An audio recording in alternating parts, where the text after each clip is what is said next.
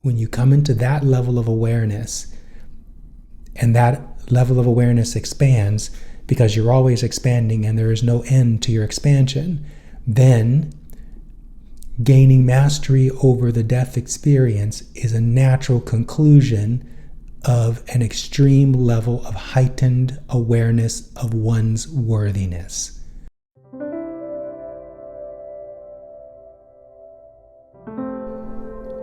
Welcome to Worthiness Wednesday. This is the video series where I talk about the wonderful experiences my clients are having as a result of tapping into the spiritual dynamics underlying how physical reality works. I'm Perry Gruber, the Enlightenment Guy. I'm the one leading my clients to those wonderful epiphanies wherein they have the experiences like the one you're about to hear today. Oh my gosh. This is such a profound experience, and it's no wonder that it's coming through the experience, the life experience of one of the masters of this practice. Currently, I have 2 clients who have reached the master level. This person has created the most astounding realization. She's come into the most astounding realization as a result of engaging with the positively focused framework for something like 6.5 years. And so it's no wonder that she's come into what you're about to hear in this episode. A little background first. So when clients first begin the positively focused practice, they begin learning about the fundamental spiritual dynamics underlying how physical reality works. As they learn those techniques, the way to use those spiritual dynamics, life experience immediately gives them the results that are promised in the positively focused practice. And as a result of that, they feel better. Then they want more of that better feeling. And so they double down on the basics of the practice. In time, their life experience produces more and more evidence that has the client move from faith, like hoping that this stuff works, into belief, which is wanting to believe that this stuff works, and that happens as a result of a little bit of evidence. And then as more evidence is produced by them through their allowing, they move into a state of trust. And trust is where things really begin to kick off, because by then they've moved into the advanced practice. And there they begin to rapidly fill a basket full of evidence that leads them to discover their worthiness. A better way of saying that is uncover their worthiness, because their worthiness was always there. Once that happens, once they discover their worthiness, and it takes a while because most of us ordinary human beings, we don't know that we're worthy. And in that lack of awareness, we say, think, believe, and do things that obscure more and more our worthiness, making us therefore unworthy. And so, as you begin to uncover that worthiness from the distortion or the negative momentum of beliefs, then you come into the worthiness. And when you come into the worthiness, then you've reached the heights of the positively focused practice. And at a certain point, you begin to breach the level of mastery. Now, mastery is not the end. We are eternal. And so we're constantly expanding. Mastery is just a step. It's really when the practice, it's really when the work, it's not really work. It's really when the fun really begins at the level of mastery. Because when a client reaches the mastery level, when I designate them as a master, then they begin to look at and begin to ponder and begin to pursue things that people think are impossible. And this client, her name is Megan, she's beginning to do that.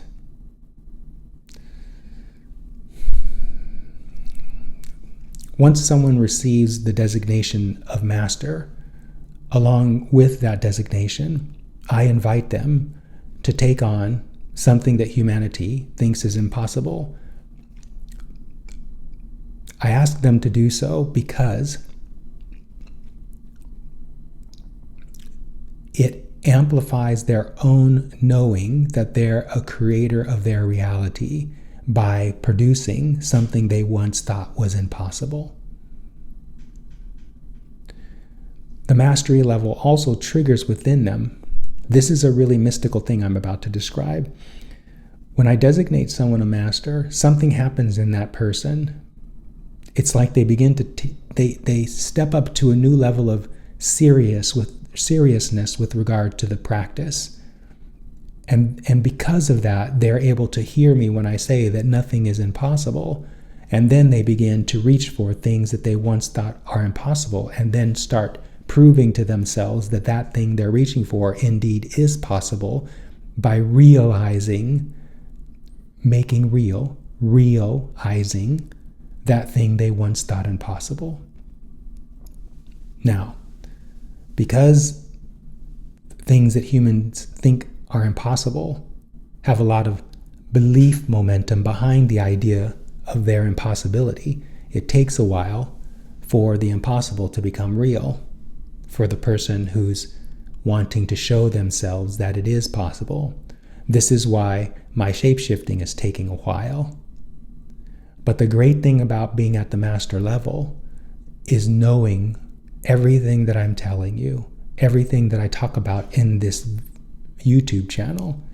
And through that knowing, especially knowing that you're eternal, there's no rush to proving to yourself something that is impossible is actually possible. So if you've been watching these videos I'm producing on this YouTube channel, you know that one of the things I'm pursuing is the ability to shapeshift. There are others that I am pursuing, and I'm having great success demonstrating to myself that what I once thought was impossible is possible. Megan is doing the same thing. What she has decided to take on, it's so good and such a compliment to what I'm taking on. What she's decided to take on is so good. Deliberately creating her own death experience, manifesting her death along her, how do I want to say it? Manifesting her ideal conditions of her death. Her ideal conditions of her death. Now, in this practice, we call death transition because you never die because you're eternal. You're just transitioning. You're moving from one vibrational frequency that is physical reality out of that frequency and into another frequency, which is the home frequency that I call non-physical. And so when a person dies, all they're doing is they're changing. It's kind of like turning their head. They're just moving from one frequency to another, changing radio stations, so to speak. And so Megan has gotten to the point where she realizes this as a knowing, and then she came to some fantastic thoughts. She attracted to herself some astounding thoughts on the subject of death from the perspective of the positively focused practice. Now, I'm going to play you, with her permission, the stream of thought she attracted to herself. Thankfully, she recorded it, and it is just beautiful. I'm going to play it for you, and then I'm going to comment a little bit about it, and then I'm going to play for you another thing she sent me, where she shared what you're about to hear with artificial intelligence, and artificial intelligence produced a kind of faux podcast of two artificial intelligence characters talking about what Megan had to say. So without further ado, here's the clip that Megan shared with me about the thoughts that she attracted to herself on the subject of death. Take a listen. Okay, so I just had the realization that okay, see, there I am caveating already. Okay, I believe I have the ability to control my time and manner of death because I believe I have the power to manifest my reality. So if I can say that I truly believe that I can manage to control my time and place and experience of death, then I truly believe in the powers of manifestational thinking and beliefs.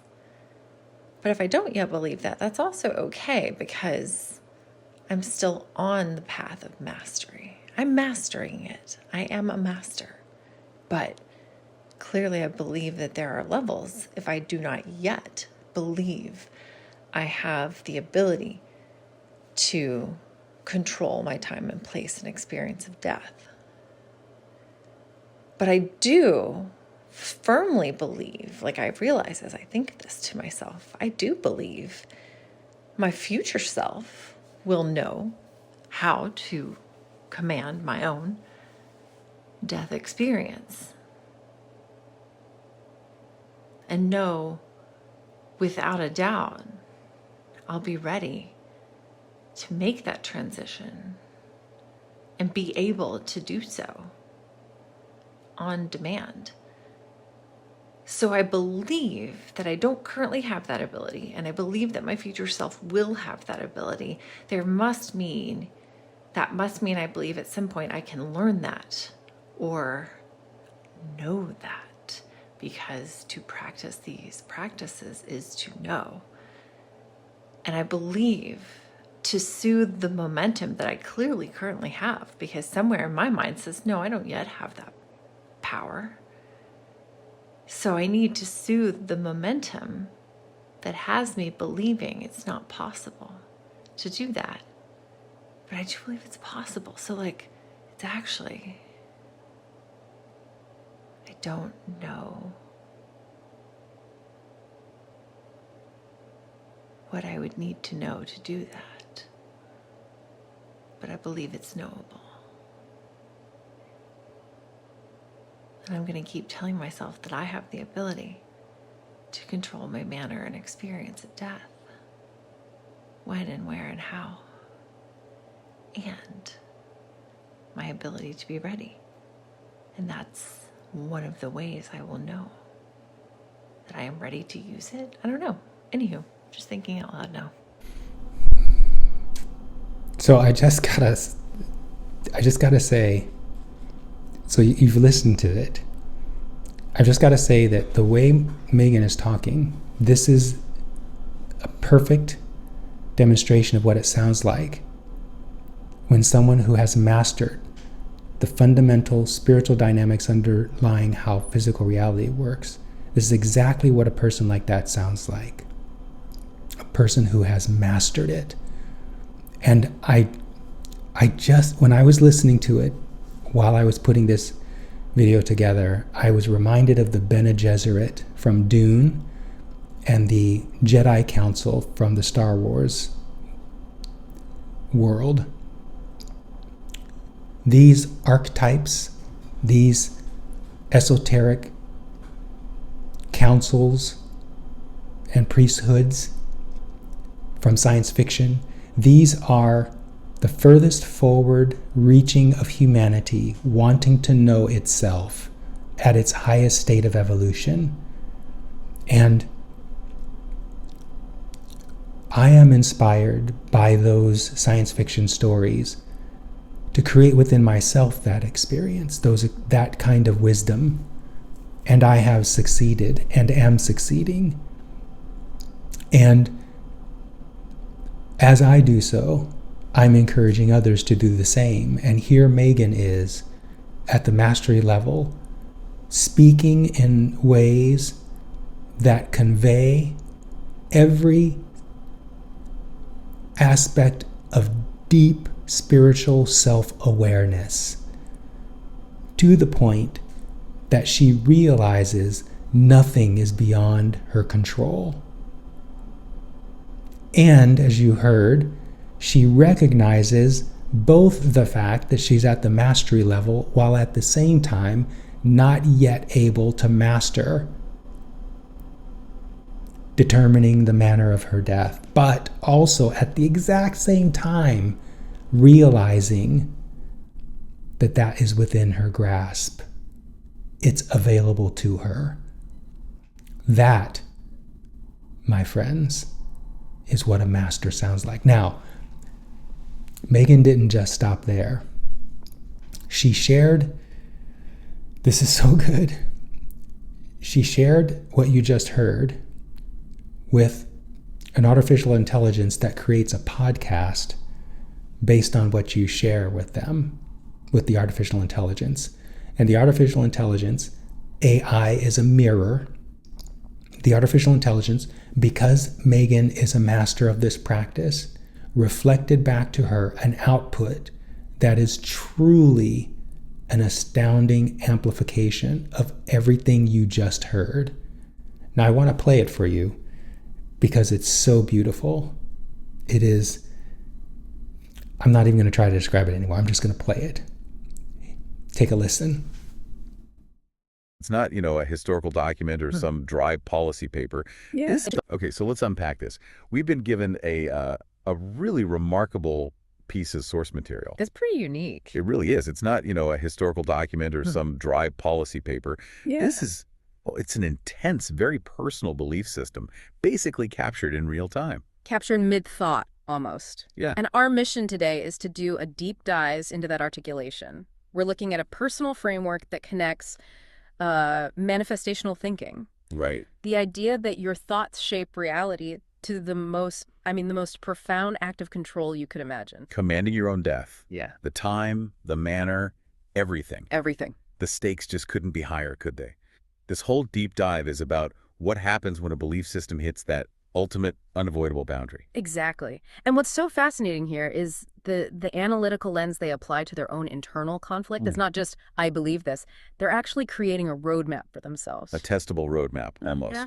It is. They've set up these internal rules, and we need to look at them closely, because if they can't prove their own path to this ultimate command, the whole belief system just sort of, it crumbles. So let's start there with the foundational premise, what we're calling the logical link between manifestation and mortality. How do they even begin to set this up as a test? Well, it starts with a simple, almost unavoidable bit of logic, a syllogism, really. If you accept the core idea, I have the power to manifest my reality. Which is the baseline for that. That's the baseline. Then logically, control over the end of your life has to be the final exam. It's the ultimate test of that power. And you see the tension in that claim immediately, don't you? The moment they say it, they kind of pull back. Instantly. They say, I believe I have the ability to control because I believe I have the power to manifest my reality. Okay, see, there I am, caveating already. That moment, that little hesitation, it's so powerful. It shows they're totally aware of how huge this claim is. That little caveat is all the internalized doubt saying, wait a minute, this is too big. But instead of stopping, they push through it. They push through by defining it, by making it concrete. It's not just some vague control. They lay out the specific terms of success. And it is incredibly specific. Yeah. They define four distinct elements that have to be under their command to prove the whole philosophy works. Yep. They list the full deliverables for what they call true mastery. First, the time of death. Okay. Second, the place. Third, the manner of death. And fourth, the experience of death. Okay, let's pause on that last one for a second. Yeah. Because time, place, and manner, those feel like, physical logistics, the how and the when. Right.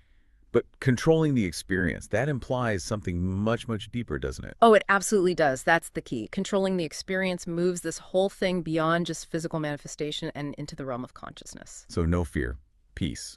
Exactly. It suggests the power to control your own psychological state through that transition, to ensure peace, or maybe even, dictate what comes next. It elevates the goal from just controlling the body to total command over the mind and spirit in that moment. So if they can nail that, if they can master the conscious transition itself, then the core belief is totally validated. That's the whole point. As they say, if I can say that I truly believe that I can manage to control my time and place and experience of death, then I truly believe in the powers of manifestational thinking and beliefs. It's the final exam. It is. And if they can't get past the doubt on this one, the whole system has a huge flaw. But instead of saying the belief is flawed, they pivot. They frame it as a journey. Which brings us to this whole concept of mastery and levels of belief and what they call the future self. Right. And this is where it gets really, really insightful, I think. They explain away their current inability to do this by saying they're, still on the path of mastery. Mm-hmm. They say, I am a master, but clearly I believe that there are levels. And that one little idea, that concept of levels, is the fail-safe for the entire philosophy. How so? Because if I right now can't do something, it doesn't mean it's impossible. It just means I haven't reached the right level yet, you know? Right. It turns failure into a progress report.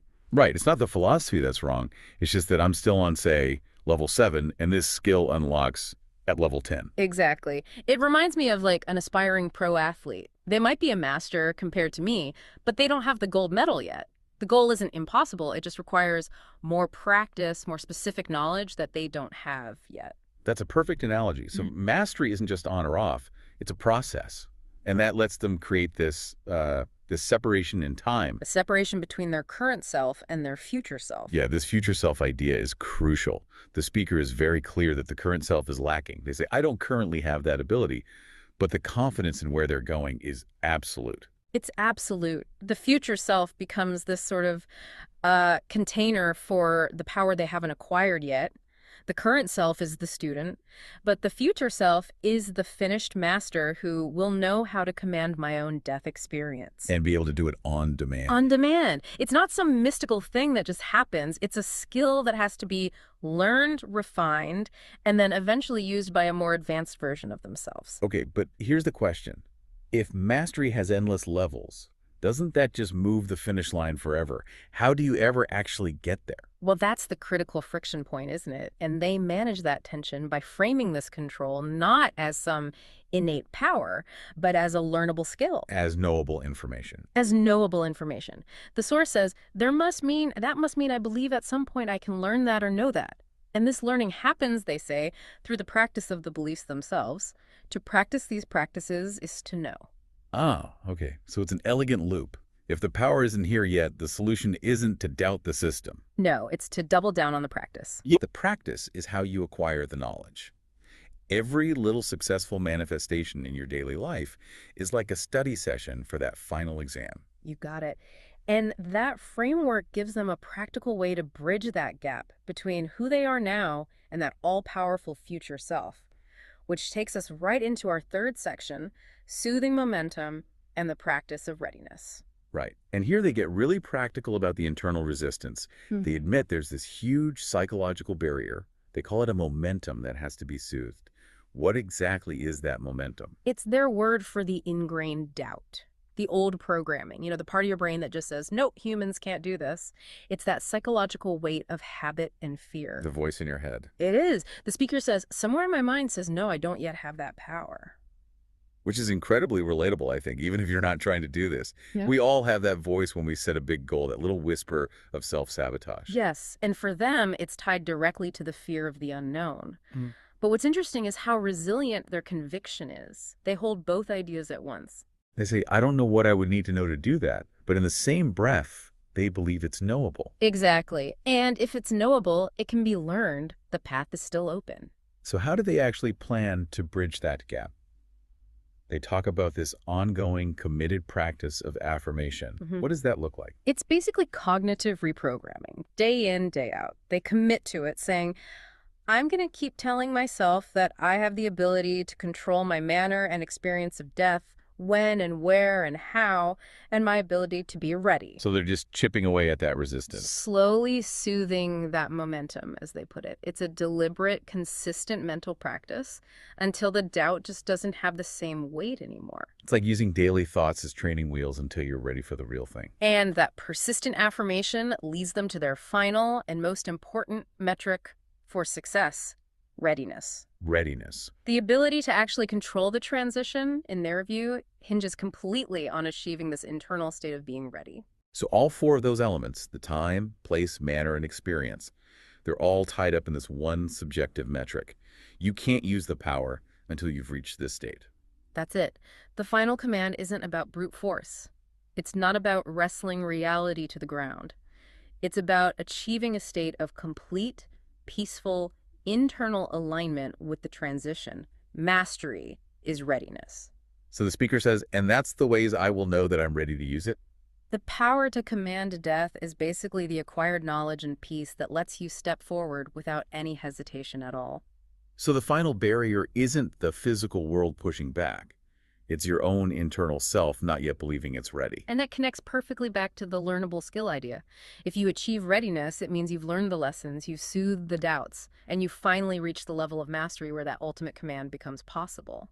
So when we boil this all down, what does it really mean? This deep dive, I think, has uncovered this incredibly focused and internally consistent philosophy of mastery. Consistent, but also deeply conflicted. I mean, the whole thing is built on this tension. It is. The source presents a worldview where the power of manifestation is only truly validated by commanding your own final transition. And that command isn't a gift. It's a skill. A skill you get through practice, through climbing these defined levels of knowledge, and by consciously soothing that internal resistance they call momentum. It's a fascinating look at how a personal belief system tries to solve its own biggest problem. The entire journey is defined by their own self-imposed rules for closing the gap between the current doubting self And that omniscient future self who finally has all the answers. And as we close out, we come back to their own definition of success. The key to it all, they argue, is readiness. Which brings up a really important final thought for you, the listener, to maybe mull over. If the power to control life's final transition all depends on being ready to make that transition, how would you ever measure that? How could you ever know for sure that you're finally definitively ready? Yeah, if the crucial information is knowable, what does it feel like to finally know it? How would you confirm without a single doubt that you've learned it all? Something to ponder as you navigate the levels of mastery in your own life, whatever your final goal might be. Wasn't that astounding? What clarity these artificial intelligence speakers had with regard to understanding what it is Megan has come upon. And the answer to their question that they posed to the listener, the answer is the state of worthiness that you experience moment by moment as a result of doubling down on the fundamental spiritual principles underlying how physical reality works. And as you do that, especially at the mastery level, you spontaneously experience experiences of alternate dimension travel outside of your body. Dreams, which are not dreams, but that's what humans call them, dream experiences while your body is asleep that are so vivid, so satisfying, so deeply enriching that you just come to know that you're more than your physical body. And when you come into that level of awareness, and that level of awareness expands because you're always expanding and there is no end to your expansion, then gaining mastery over the death experience is a natural conclusion of an extreme level of heightened awareness of one's worthiness. That's how you know you're ready. It's so good. This client's experience, this master, she is on the leading edge of all of my clients. I love her. I love her experiences. I love her epiphanies. Want to get in on the fun? It's a lot of fun. If so, reach out. You can reach out to me through the comments. You can send me an email through positivelyfocused.co. And until then, I'll see you in the comments and see you in the next video.